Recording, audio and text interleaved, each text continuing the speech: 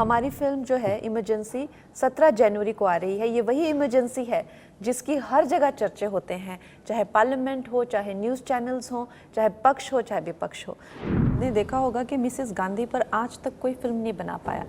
एक फिल्म बनी थी किस्सा कुर्सी का, जिसका किस्से आज भी चलते हैं। आखिर में उन लोगों आत्महत्या डायरेक्टर को करनी पड़ गई थी। कई चीज़ों का सामना करना पड़ा, फिर संघर्ष रहा, चाहे स्टूडियोज़ को लेकर हुआ हो या फंड्स को लेकर रहा हो। इमरजेंसी लगाई क्यों थी उन्होंने, तो वो क्या केस था, क्या हुआ था, ये सब फिल्म अब आपको देखनी चाहिए। This will be one of the finest films made on any political subject. आज आप इंदिरा गांधी को देखते हैं पर्दे पर, मतलब शी एज इंदिरा गांधी, वो हमें लगता है अरे ये तो कर दिया, but it's not that easy.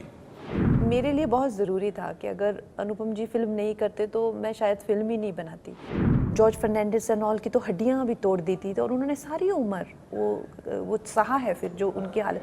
और जयप्रकाश नारायण की भी अगर असमय मृत्यु हुई तो वो भी जेल में अत्यधिक टॉर्चर होने से हुई थी। बहुत संघर्ष रहा। जैसा आपने देखा होगा कि मिसेस गांधी पर आज तक कोई फिल्म नहीं बना पाया। एक इंस्पायर्ड बोलना, नाम कुछ रख देना या इस तरह से तो बने हैं कुछ कुछ किस्सों पर, लेकिन एक इंटायरिटी पे अगर आप देखें तो कोई मिसेस गांधी पे फिल्म नहीं बना पाया। एक फिल्म बनी थी किस्सा कुर्सी का, जिसका किस्से आज भी चलते हैं। आखिर में उन लोगों आत्महत्या डायरेक्टर को करनी पड़ गई थी। इस तरह का जो है वो माहौल उनके लिए कर दिया गया था। तो आज के दौर में भी एक तो सबसे पहले तो हिम्मत ही हमें तब आई क्योंकि अब जो है इस दौर में freedom of expression is there. और चाहे ठीक है, हमें ये फिल्म न जाने कितने समूहों को दिखानी पड़ी। ये फिल्म की हर चीज़, चाहे वो अगर आप देखें डॉक्यूमेंटेड हिस्ट्रीज़ हो, प्रमाण देना हो, कहाँ से है क्या सोर्स देना हो, वो हमने एक एक चीज़ पे हमारी फिल्म की स्क्रूटनी हुई है, एक एक चीज़ पे। उसको पार करते हुए, उसको लांघते हुए आज हम यहाँ पर आए हैं। तो we have lot of faith in our constitution, country और सेंसर बोर्ड, जिन्होंने आज हमें अलाउ किया है। And we are very happy and very eager to show the film to the world. कहने जी, जब आप एज ए डायरेक्टर इस फिल्म को कर रहे हो, एज ए प्रोड्यूसर भी कर रहे हो, बहुत सारा पैसा लगता है। कोई फिल्म बनाना कोई खाने का काम तो है नहीं, ऐसा नहीं। और आपको ये सब अंदाज़ा था कि इस तरह की तकलीफ़ें हमको फेस करनी पड़ेगी या नहीं? मुझे इस बात का अंदाज़ा बिल्कुल नहीं था कि मुझे इमरजेंसी बनाते वक्त इतनी ज़्यादा, क्योंकि मेरी फिल्म्स जो हैं अगर आप देखें इससे पहले उसी बजट में मैंने बनाई है। एक बड़ी कंफर्टेबली जो है वो मेरी फिल्म उस बजट में बन जाती थी। और हमेशा मेरे प्रोड्यूसर्स रिलेटिवली न्यू हुए हैं। ऐसा तो नहीं कि मैंने कभी किसी स्टूडियो के साथ काम किया हो या तो मुझे लगा मैं कर लूँगी, थोड़ी मुशक्क़त होगी लेकिन बन जाएगी। लेकिन कई चीज़ों का सामना करना पड़ा, फिर संघर्ष रहा, चाहे स्टूडियोज़ को लेकर हुआ हो या फंड्स को लेकर रहा हो। तो इस तरह के कई, और सबसे बड़ी बात कि ये चीज़ को लेकर सबको हमेशा से कॉन्फिडेंस नहीं था कि ये फिल्म बना तो दें लेकिन क्या कभी रिलीज़ हो पाएगी कि नहीं। और ये भी था कि अब 24 इलेक्शंस तक ये बना पाएगी कि नहीं, फिर इलेक्शन के बाद क्या होता है क्या नहीं। तो ये इस करके ना ज़्यादा मुझे दिक्कतें आई।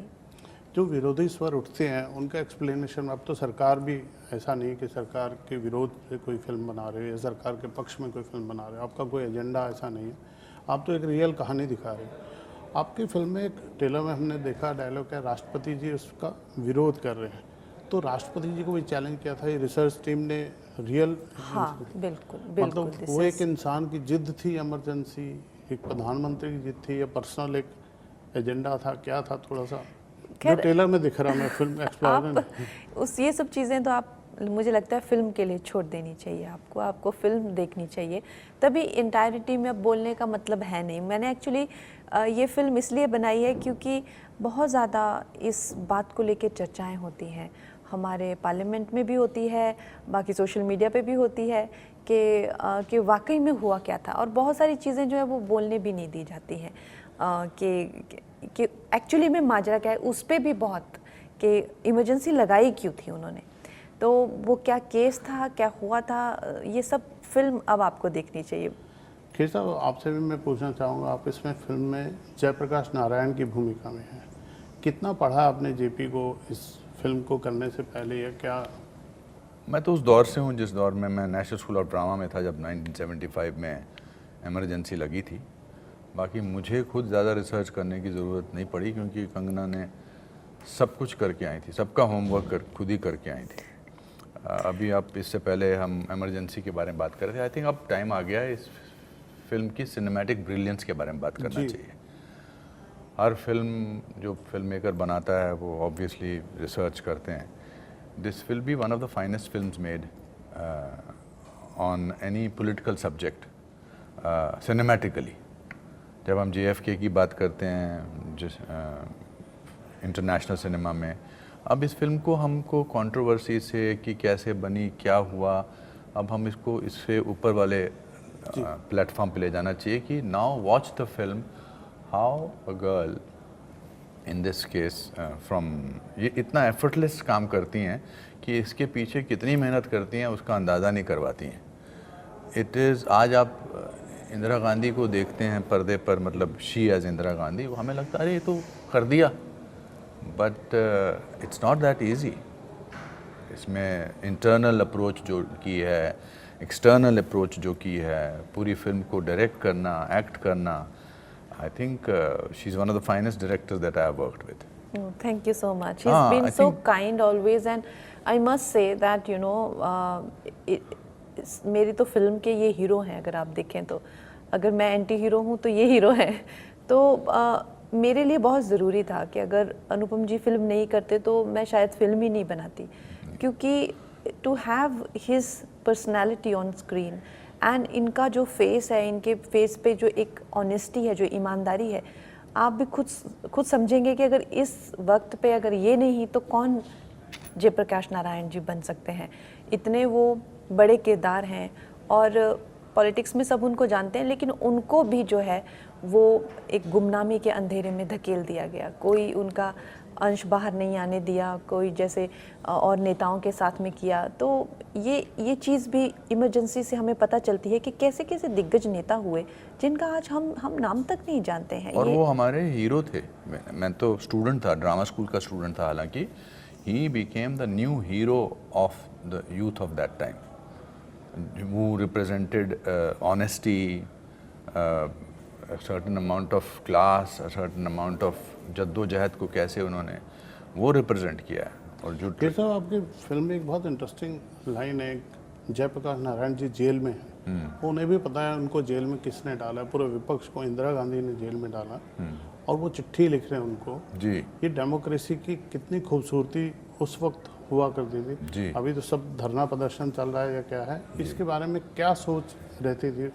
I think dignity was a very important उस समय। जिस डिग्निटी से जयप्रकाश नारायण जी ने इसको पूरे मुद्दे को उठाया था, या आई थिंक वो उनकी खुद की क्लास बताती थी। और आपको पता है ये वाकई में ये हमारे पास डॉक्यूमेंटेड लेटर है जयप्रकाश नारायण का, हमारे पास क्या आपको अवेलेबल मिल जाएगा। उन्होंने इतना खूबसूरत लेटर प्रधानमंत्री जी को लिखा था।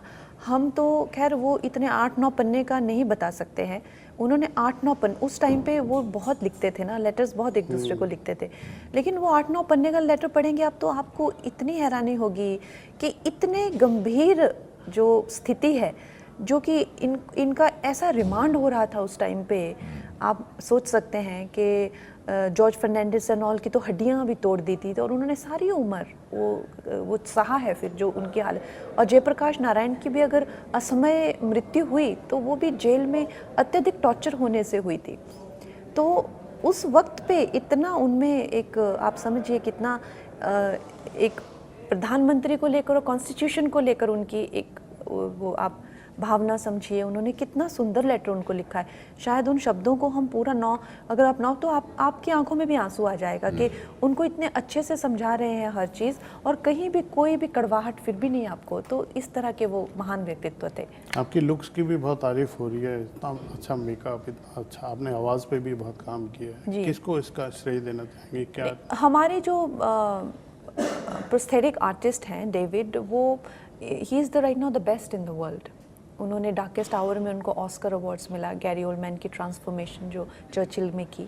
तो से हमारी छोटा सा देश है, हमारे छोटे छोटे बजट होते हैं, इतनी बड़े लेवल पे हम लोग फिल्में बनाए नहीं सकते हैं, और ख़ासकर नए डायरेक्टर्स के लिए और भी मुश्किल होता है। और फिर पॉलिटिकल ड्रामा हो या एक, जैसे मैंने कहा, एक बूढ़ी औरत की कहानी, तो उसके लिए फिर और कम। लेकिन आई वुड से कि हमने किसी भी डिपार्टमेंट में कोई भी कसर नहीं छोड़ी है। दिस इज़, चाहे वो फोटोग्राफी हो, चाहे वो छोटी से छोटी चीज़ में, मतलब I have really got the best in the world for everything.